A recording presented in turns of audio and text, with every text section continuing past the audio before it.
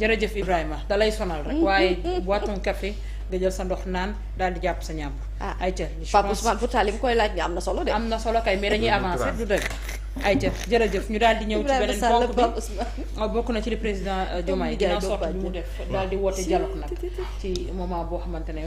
wax dëgg yàlla contexte de crispation la. waaw ban contexte de crispation moo fa am. moo ko wax.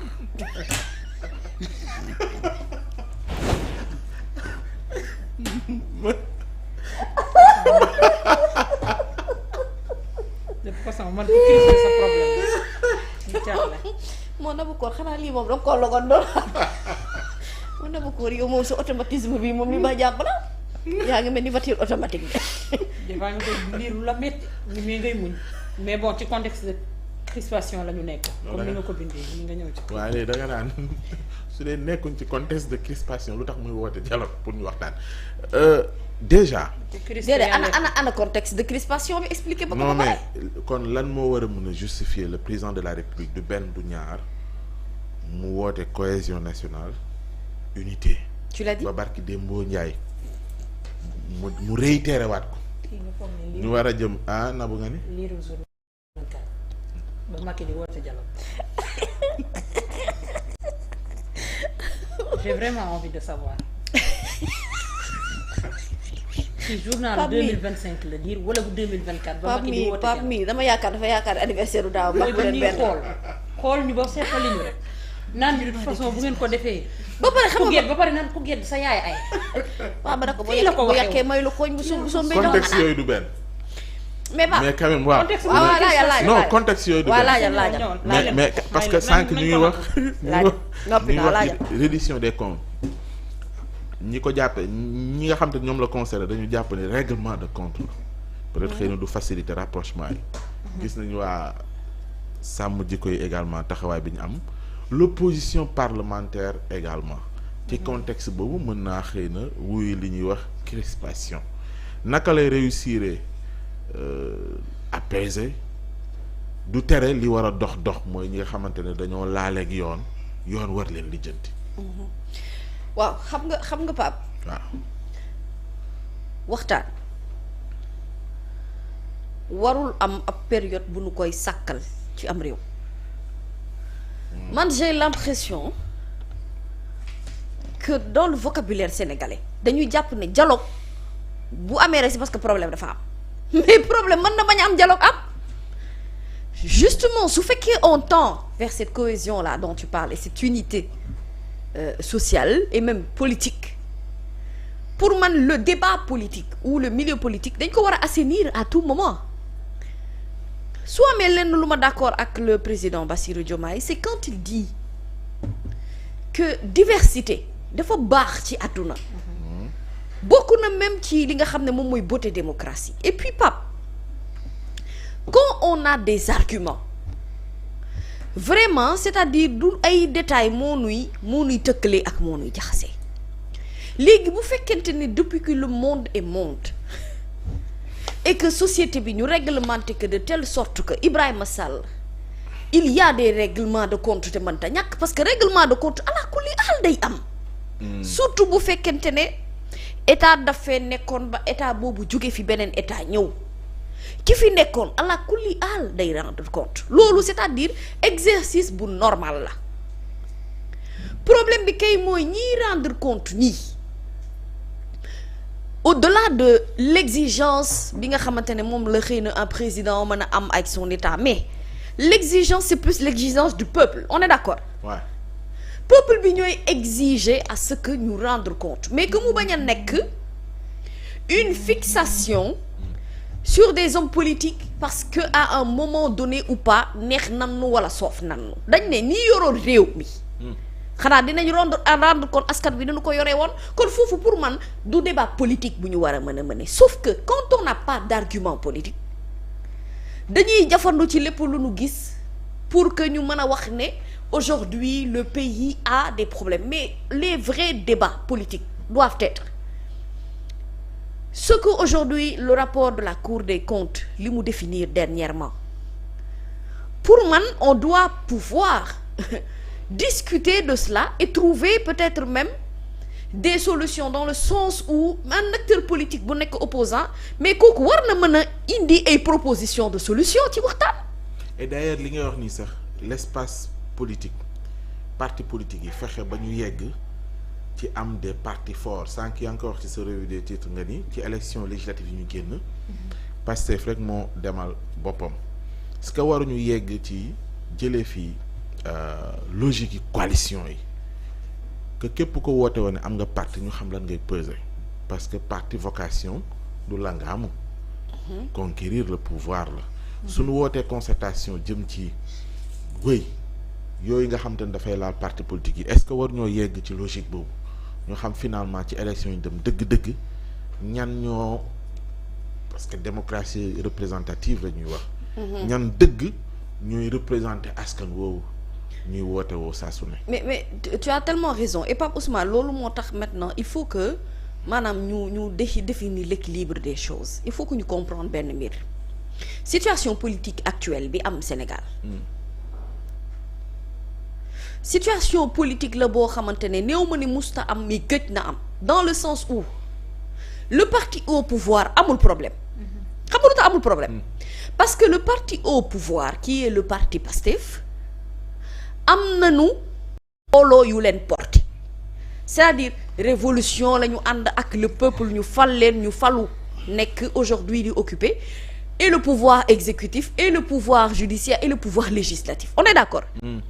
ñooñu amuñu problème mu jafe-jafe mbooloo c'est-à-dire ba fii ñu tollu nii même bu fekkente ne ñëpp faruñu ak ñoom ndax bu ñu nee 54 virgule am na ñeneen ñu farul ak ñoom. am na ñeneen ñoo xamante ne seen vote évolué na vis-à-vis de un an yi ñu fi jot a def am na ñoo xamante ne peut-être il y a des choses yu ñu leen mën a reprocher mais problème bi mooy xam nga lan mooy problème bi. parti bii dafa amul opposition. Sénégal amul opposition. ñoom li ñuy woowee opposition du opposition ndax une opposition qui ne se retrouve pas au sein de leur propre logique loolu du opposition bi ngay dégg ne politique da daan neex boobu dafa amoon yeneen parti politique fort yu fi nekkoon ay école de parti ne fi pour assurer la relève mais aujourd'hui yan parti politique ñoo fi ne. waaw koo ci jël segment par segment nga séparer ko ci coalition bi pesé wul 2 boolee dajale ñoom ñëpp pesé wuñu 5% kon amuñu opposition la vérité est que te ñoom coalition yi nuy nas je me demande ndax coalition bu am fiabilité la parce que tantôt on se perd ci ñoom li ñuy def beaucoup de coalition juddu nañ fi diggante bi président Diomaye faloog léegi danoo dem ba dañoo mujjee ci FDS xawma FD xawma lan FDR donc ce qui veut dire que ñoom ñëpp ils se cherchent en politique parce que ba léegi dañoo am problème mu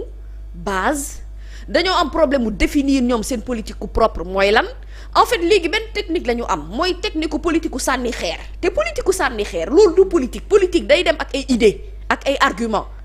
mais même l'opposant doit être en mesure de pouvoir proposer des solutions c'est-à-dire quand le chef de l'État vous dit kaay leen ñu waxtaan pour assainir l'espace politique pour man quelle que soit l'urgence d'idées et d'opinion l'idéal mooy nga comprendre ne même bu fekkente ne bokkuñu camp li ci ëpp solo mooy bateau Sénégal. yaakaaroon réew mi moo la ñor. bu fekkee réew mi moo la ñor bu fekkee tu n'es pas préoccupé par des postes ak yeneen yi am léegi nag pour man on doit redéfinir le terme de la politique c'est quoi. parti politique mouvement yi. dafa bëri xamoon nu mu toll. te xoolal kaay ma wax la kenn ku ci ñoom ñëpp ils sont en chute libre. seetlu bu baax li ma lay wax ñoom ñëpp en terme d'opinion laa wax en terme d'opinion dañu nekk en chute libre léegi ñoom dañu yaakaaroon ne la solution c'était ñu booloo parce que à un moment donné avec Yewwi Askan Wi ça a marché mais encore une fois les contextes n'étaient pas les mêmes man je suis pour une nouvelle forme de politique beaucoup plus ouverte c'est-à-dire critiquer quand il faut positivement mais également asséner des coups de vérité quand il le faut mais apporter des solutions gis nga on peut pas faire de la politique et être fermé politique égale ouverture boobu moo lay permettre muy am ay issues ak ay propositions de solutions la vérité est que Pastef amagul parti politique bu tolloog moom buy mën a diirante mbagg ak moom amul APR am nañ lu leen doy fu mu nekk nii ñoom daw setal seen der la ñu ne opération nañ setal suñu der te opération nañ setal suñu der googu ñoom biñ ko waree def dafa yàgg c'est-à-dire que ñoom seen procédure dañ ko yéex a dugal. buñ ko dugaloon ci jamono yi nga xam ne askan wi soxla woon nañ ko heure bi kenn du topp ci seen ginnaaw naa leen kaay leen leeral ñu ñoom ci jamonoy leeral lañ ne moo tax ñoom ku bu ñëw rek xeer bu jóg même bu fekkul seen direction la jëm dañuy jàpp ne ci seen jëlay dal. Pedre wax ñu ngi daw ci FMI pour leeral setal seen der. mu ngi noonu te Pedre wax na la situation waa ànd sàmm jikko. waa ànd sàmm jikko mais dina sàmm jikko yi. ànd sàmm jikko xam nga normalement Pedre warul xëy ne dafa am dissonance mais boo amee dissonance c'est parce que kon sàmm jikko yi te ay jikko bu ñu bokkul nekk benn mënoo leen a boole nag ndax ànd koo bokkal jikko ak koo bokkal gis-gis ña fa nekk ñëpp nag laa la wax ñoom ñëpp boole na ni may gët li nar a xew ca mairie bu Dakar. waaw mais pourquoi ils ne l'ont pas soutenu pourquoi c'est une question assez importante mais il faut dire que aujourd'hui c'est-à-dire ñoom foog ñu redéfinir seen ay intérêt te il faut aussi ñu am humilité wu nangu wàccee seen bopp toog ci table ak ñëpp waxtaan ak ñëpp parce que quoi qu'on puisse dire aujourd'hui politique bu fekkee dañu koy définir comme l'art de gérer la cité. Ouais. Si seulement et seulement si les Sénégalais ou l'intérêt du peuple sénégalais moo leen intéressé pour moi s'asseoir autour d'une table ne doit pas faire autant de polémique yaakaar ne état dafa nekk ci soxla pour woote ah. finalement yéen profil ñooy toog ca table jë. c'est les bonnes questions à se poser mais attends gouvernement bi amul Thierno Alassane Sall gis naa ko non mais c'est-à-dire que Thierno Alassane Sall loolu ci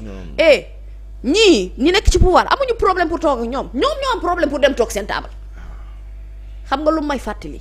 jamono yu Macky Sall doon woote dialogue buggoon waa Pastef ñëw mu ko tëj parce que Macky arrangé woon na ko ci booba jamono dialogue am ma lànk ba tëdd ci tali bi ne la bu leen dem ca dialogue ba ndax du seen intérêt bopp mais aujourd'hui ces gens yi nga xamante ne ils passent leur temps à penser que faire de la politique sénégalaise ou s'opposer à un parti au pouvoir mooy nga xalaat li ci gën a ñaaw tu n'apportes pas d'idée yoo xamante ne dafa ko indi pour contribuer mais c'est plus pour critiquer kooku boo bëggee toog moom table c'est vrai que dans la tête moom mënu ko poser problème mais yow sa bopp danga naan est-ce que dinaa demam déet ak li ma fi jot a defam déet pour man daal ils doivent redéfinir aujourd'hui le sens de la politique sénégalaise beneen bi mooy politicien dëgg-dëgg day am ouverture d'esprit. Ibrahima finalement kon amul njëriñ waxtaan woowu wala boog li ci jiitu mooy ñu lijjanti parti politique yooyu ñuy wax. ñooy ñan ndax respecté nañ la nga xamante ne moom la ñu waraloog tëgg parti te loolu moom ministère de l'intérieur am na ci cër.